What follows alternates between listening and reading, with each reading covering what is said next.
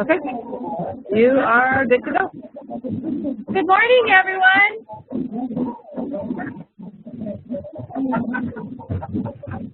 We would like to go ahead and get started, and so welcome to everyone here in the room, as well as everyone out there in TV land. You can't hear us? Oh. We will shout even louder. We'll use our outside voices. Does that work? So this is our very first ever ToddCast, and we're very excited about this opportunity to share information with everyone here and also at our fellow hospitals in the Bay Area. Today we have Dr. Todd Stromwasser, who is the Senior Vice President of the Bay Area Service Area. He will be speaking to us on several important topics, and then we will leave time for conversation and questions. For those of you who would like to have a question, you do have access seats, both here and remotely you have an index card. So please feel free to write on the index card and to bring forward the questions. We have someone here who will pick them up for you. Also, we'd like to let you know that if we do not get to your question, that we will be answering the questions in newsletters as well as other forums. So we are collecting everything and we'll go from there. So our first ever ToddCast, Dr. Todd Stromwasser. Thank you for inviting me here today. I love coming to Santa Cruz. I think I've been with Dignity now 6 months, and I think this is maybe my 7th or 8th visit here, and always a great time for me to come here. So thanks again. I'm going to start with a reflection, as we often do. So this is from one of my favorite people, Mother Teresa. People are often unreasonable and self-centered. Forgive them anyway. If you are kind, people may accuse you of ulterior motives. Be kind anyway. If you are honest, people may cheat you. Be honest anyway. If you find happiness, people may be jealous. Be happy anyway. The good you do today may be forgotten tomorrow. Do good anyway. Give the world the best you have, and it may never be enough. But give your best anyway. For you see, in the end, it is between you and God. It was never between you and them anyway. So I really like that reflection. I want to address 4 things today. First of all, once again, thanks for having me here. We hope to do these broadcasts maybe quarterly, and the next time maybe at Sequoia. So we'll kind of jump around to the different locations, and hopefully this will go off without a glitch. So I'm looking forward to seeing how this goes. But I want to address, first off, hello human kindness. So, you know, hello human kindness is really what, it's our aspirational goal as an organization. It's what we say about ourselves to others. So what's really important to me is not what we say about ourselves, but what others say about us. So that includes our employees and our patients and the communities that we serve. So we really need to make sure that we are walking the talk. It's really important. So we have a number of proxies for what people say about us. One of them is our HCAHPS, and that is a reflection or a measure of how our patients are rating us. We follow that, we track that. That's an important measure. It's how we grade ourselves. One big piece of that we've latched onto as an organization or a system is listening and responding. Do the patients feel like they're being heard? And more importantly, do they feel like we're responding to them? So we pulled that out as a metric. And once again, it really reflects on the whole human kindness concept for us. It really gets at the very core. Nan can tell you when she and I make rounds together, sometimes I'll ask the patients if they actually feel like they've been listened to. And I'll ask them, you know, have they felt like we've responded to their needs? This is really an important, we cannot be successful if our patients don't feel listened to and responded to. So I put a lot of weight on that. You know, the other thing that I'll say is something we want to really strive to achieve we want to be the best place for people to work. We want to be the best work environment. So our employee engagement survey is very, very important to us. It gives us useful information, once again, speaking to the whole concept of, are we kind to one another? Do we value one another? Well, one of the really important things that makes people want to work somewhere is, do they feel like the people they work for want them to succeed? You know, if you can get at that question, I think you can go a long way to recruiting and, more importantly, retaining good people. So we have gotten an 85% response rate in the service area, our employee engagement survey, which is very good. Here at Dominican, it was actually 91%, so nice job. But we're going to use that information to really communicate back to you, to make sure that you understand that we've listened to you and we're responding to you. We're going to have action items at all the locations. But some of the themes that have come across system-wide or service area-wide have been the whole idea of communication. So we need to do a better job at communicating. But at my level, at the different ministries, the hospitals, we need to make sure that people feel that they're listened to and there's good communication. Another concern that got expressed was the patient safety climate. This is really important to us. Our patients have to feel safe. We have to feel, as employees working here, that we value patient safety above everything else, and that we will protect those who ask the important questions, and we will put patient safety above all else. So, you know, we need to do a good job of making sure that that's understood. And our mission integration, and, you know, so in other words, you know, making sure that those that work for us know that we're focused on spirituality, and that we are, they understand what our mission is. And finally, but most importantly, so last but not least, is the manager accountability. A number of folks expressed concern that the managers need to be accountable for what they're hearing in terms of feedback on the employee engagement survey. We're going to make sure that happens. We're going to make sure that the managers understand the concerns and they're holding themselves and one another accountable. So that's kind of in a nutshell what I wanted to say from a system-wide perspective. I'll turn it over to Nan and have her add a few other items. So I just wanted to add a few Dominican-specific items since we have your attention, which is great.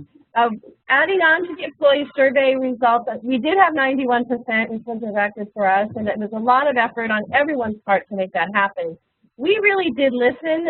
In fiscal year 14, we had over 140 activities that were the result of your feedback, and we expect at this time we'll have even more. So we are listening, we are reacting, and we're being held accountable. In terms of HCAS, I do think we continue to have an opportunity to use our toolkit, especially the HEART toolkit. That is a chance for us to recover patient concerns real time, so they don't go home and are unhappy with us. So if you don't know about HEART, please spend some time with your director. The last thing I would let you know is we're keeping our mission alive. We're keeping our mission alive in everything that we do, but specifically we will be celebrating with the sponsors on Monday, St. Dominic's Day. And so please look forward to thanking a sponsor on Monday and sharing this enthusiasm of the celebratory ice cream. And it will be on all the ships. And so I just want to make sure that we know that that's something that's important to all of us to continue. At this point, I would like to open it up for questions because we do want to have plenty of time. We want to listen to your questions and what you have to say. And I think we'll start here at Dominican. Felicity is pointing, and we will have the first question. So if you have a question, raise your hand. We'll do one question from each location. So, and we'll try and do as many as we can. So first question, Ali has the mic. Yes, Wendy.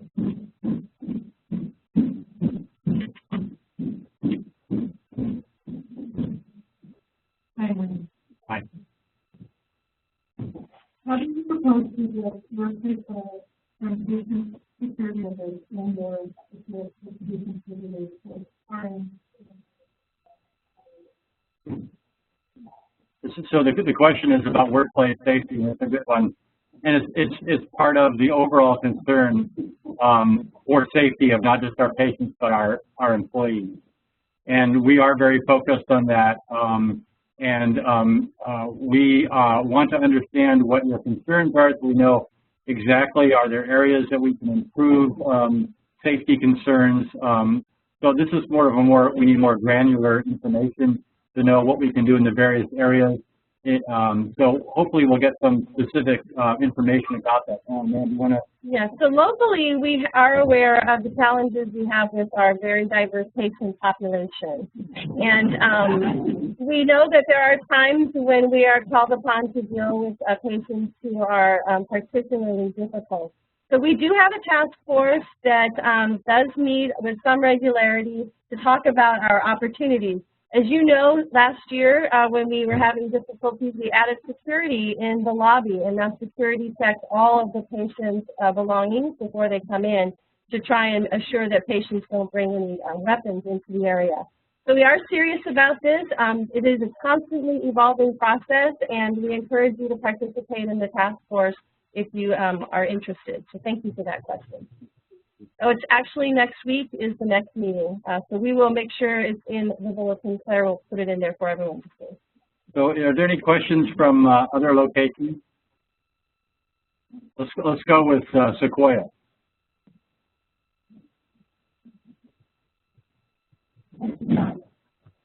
Hello, we're still writing those up, but we had one submitted early. Someone asked what is the future of Dignity Health, especially in regard to the Affordable Care Act. How are we evolving to maintain financial stability? The question about the Affordable Care Act and how Dignity perceives this. So the Affordable Care Act has been, I think, overall a great improvement for us in our community. So we're seeing fewer patients that are uninsured, and so more patients in our communities have access to Dignity Health. We think this will continue as the Affordable Care Act rolls out. The number of patients who don't have insurance will drop dramatically, and so we saw this in the first year of the ACA rollout. We saw more ED visits as patients had access to health care that they never had before. Hopefully, the ED shouldn't be the front door of how they're maintaining their health, and so we're looking forward to being able to tackle the problem of population health in a more overall global fashion going forward, now that we have more patients that are sort of, under our umbrella. So we think it's overall a promising thing for us. Thank you for that. I would just add on locally, we have experienced, as Dr. Stelmosser mentioned, the big increase in emergency room visits.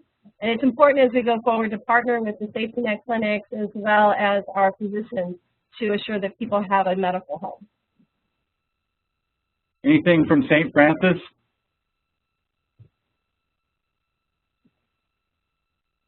We do have a question from St. Francis. She's going to state it. Good. Can you come up and speak into the polycom? Yes. Thank you. Thank you so much. Oh, right here, ma'am. Oh, sorry about that.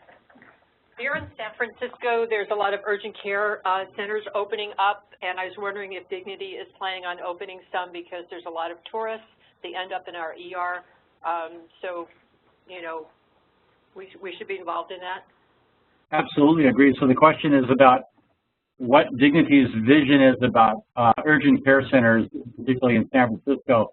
So the growth of urgent care centers nationwide has really sort of happened over the last many years.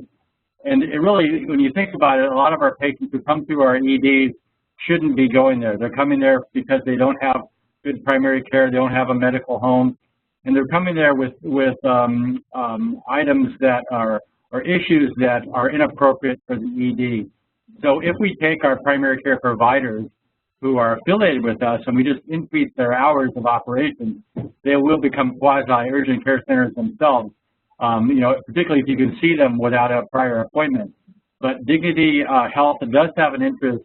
Specifically, we are talking to other urgent care organizations to see if there could be a partnership with how and where we put these urgent care centers so these patients continue to be our patients, they remain within our system, and we're caring for them in the right place at the right time with the exact right treatment. and most specifically with the right cost too. So as you know, the cost of getting care in ED is very expensive. So urgent care centers fit that bill as well. That's a very good question. Thank you. St. Mary's. Yes, we do have a question, and that is, what is your plan for improving employee morale and engagement? Yeah, so, you know, I was speaking to that earlier. The first thing I'll say about employee morale and engagement is it is very important to us. You know, every year in healthcare, they report out best places to work. You know, I would love for us to be on that list someday. That's my aspirational goal. So what do we as leaders need to do to be able to make Dominican and St. Francis, St. Mary's, Sequoia a best place to work? You know, I think it's a little bit what I said before. It's about the cultures that we have in all of our workplaces. Is do our employees feel safe? Do they feel valued? And do they feel listened to? And those are the things that we're looking at in our employee engagement surveys to make sure that we're addressing those. You know, I think it's a lot of little things, but there are themes that come out specifically around communication.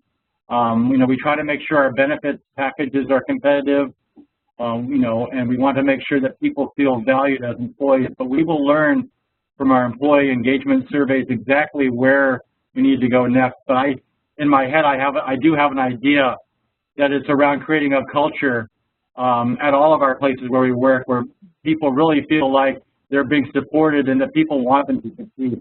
I know that sounds kind of 50,000-foot view, but you know, this battle will be fought at each individual hospital, I think. But overall, I think we want to have a theme where if you work for Dignity, these are the things that you can count on. And you can count on, you know, being heard. You can count on being responded to and having managers value you as an individual in a competitive benefits package. So, so I think that gets at that. Thank you for that question. We'll come back to Dominican now. And yes, we have a question over here. I'll wait for a microphone so that. Okay, well that's good too.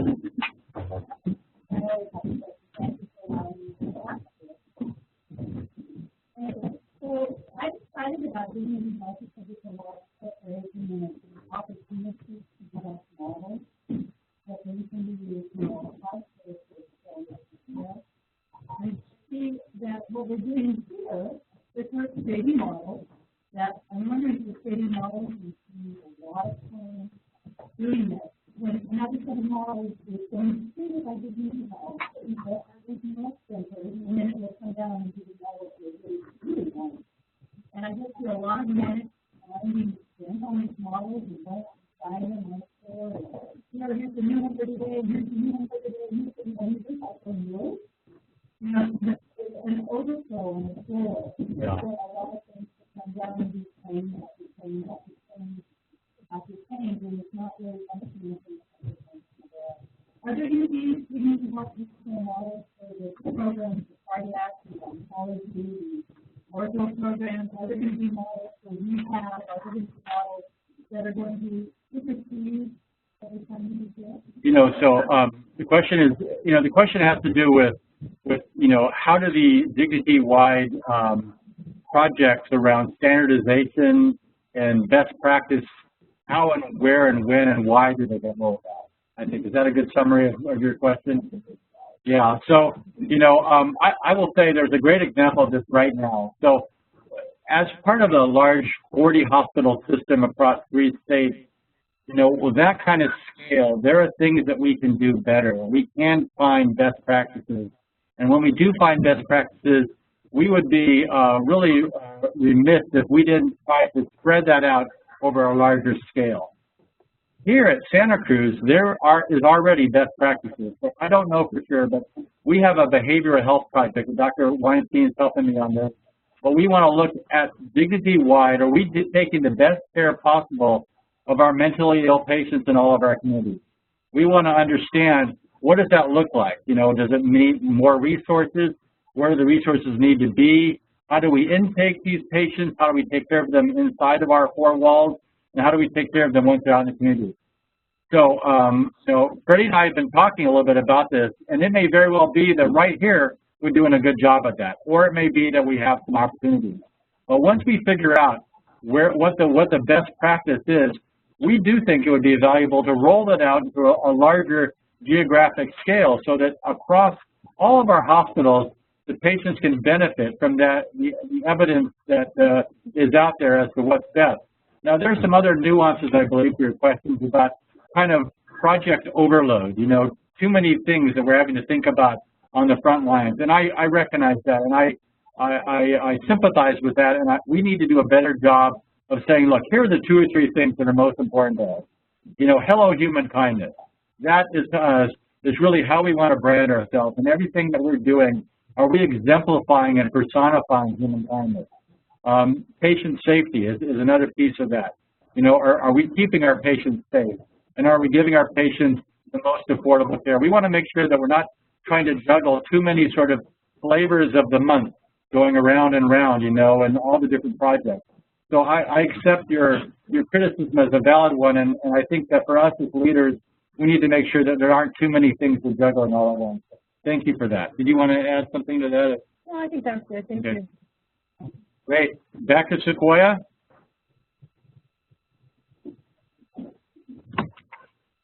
Okay, we had one question. It was kind of a little localized in terms of signage issues, but I wondered if you could talk a little bit about the built environment work and how that's being dealt with across the system. So built environment refers to a project. Lloyd Dean, our CEO, has visited lots of the hospitals and realized that, you know, if we're going to be this hello human kindness as our aspirational goal, our actual bricks and mortar needs to actually reflect that. And what are the things that we can actually do in all of our locations to make sure that we have the physical plant that reflects our overall thoughts about human kindness. So we have invested $220 million system-wide into the built environment, which is this project. I know, Nan, there have been a few things here reflecting that. Can you speak to what those are? So you may have already noticed our paving project that has been completed, as well as some of the signs that have been put up, and of course, I think in maternal child we put up our cute little elephant. So every week or so, we're going to continue to see some subtle hello human kindness changes. But it's a huge project. It's very exciting. And at each of those locations, there is a blueprint or a plan for what that built environment project will look like. I know, hope I'm not speaking out of turn here, but I know at St. Francis, the front door, and as you enter the hospital, how can we make that a more patient-friendly environment?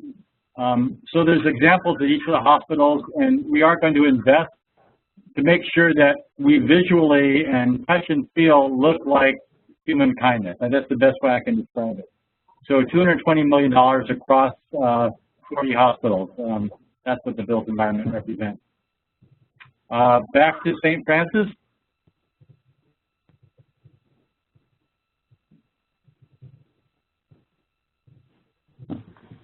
We do have a question. Our question is from St. Francis, and you've talked about this already, Dr. Strumwasser, but if you can just emphasize, with all the emphasis on productivity, how can we provide human kindness to our patients and to one another? So how does productivity face with human kindness? Great question. Great question. I kind of have to. So I believe that these are not antithetical, opposite concepts, productivity and human kindness. You know, it's interesting. So I was an anesthesiologist for 25 years, and I worked in the operating room.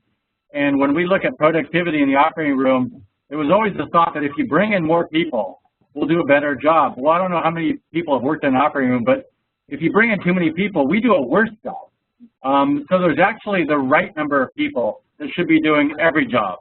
And when you figure it out, so when you get the lean engineers in and looking at what the actual patient flow is and how we take care of people, if you have the right number of people, you'll do the best job. And if you throw in an extra person, it's not going to get any better because they're going to be tripping over everyone.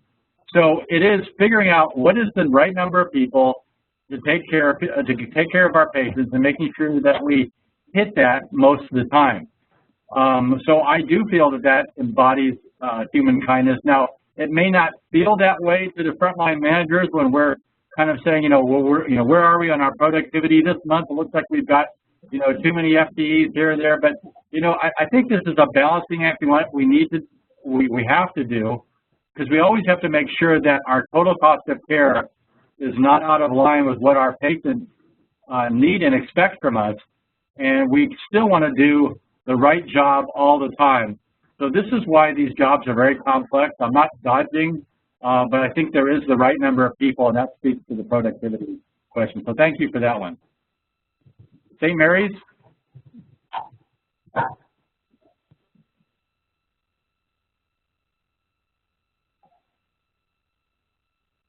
A bit of a time delay. Okay, let's try this again. From St. Mary's, does Dignity Health have any new or innovative ideas or programs with regards to preventative care? Good question, preventative care. So, Nan, do you want to address that? I need a break, right? Wow, thank you for that. Actually, I think all of the hospitals in our service area are working on preventive health, and I can at least speak for Dominican. We're working with our own employees on employee wellness. We have a lot of excellent programs that we put in place, and that we continue with the help of our Crackerjack Lifestyle team to roll out and to encourage people to stay healthy so they can be healthy for their families. In terms of the public, I am aware that at least in Santa Cruz, we have our mobile van, we do wellness programs, we work with Physicians Medical Group to do wellness center activities at the workplace. And I know for sure that Sequoia and St. Mary's and St. Francis probably have similar programs. So I think we have the infrastructure. I don't think that we're completely where we need to be, but that is sort of the holy grail to keep people healthy and out of the hospital. This is why it's always good to have a wingman. But, so I'll jump back into this, so all of us, every healthcare delivery system in the country right now is focused on population health. And I predict going forward that we're going to be at risk, at full risk, for a lot more lives than we currently are. And if you're taking care, if you're not getting paid every time you do a gallbladder operation, you're getting paid for actually keeping people healthy, it changes the way you do business. And we're going to have to get better at this population health, and we're going to have to learn what does it mean to actually keep patients out of the hospital, keep them out of the urgent care centers, out of the emergency department.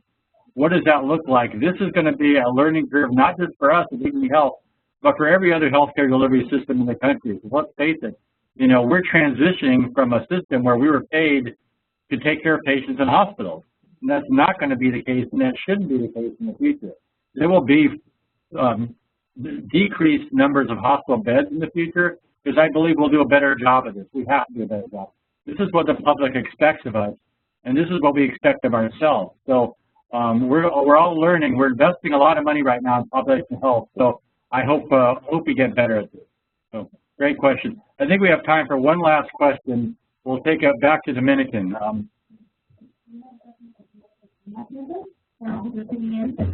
Consumption is one of the largest factors in daily value. We've a lot of people for several departments to use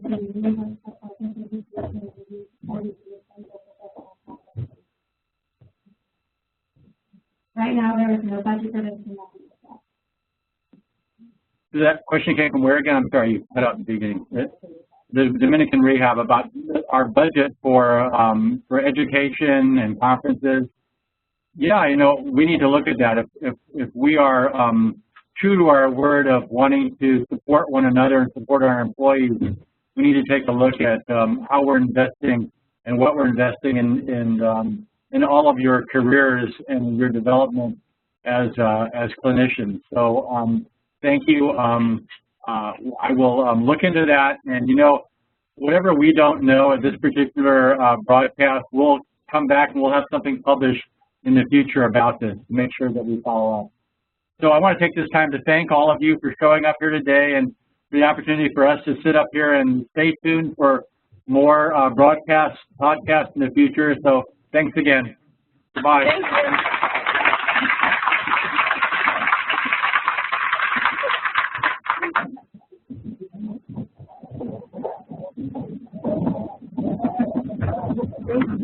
Oh, good. Excellent job. I think it went great. Great job.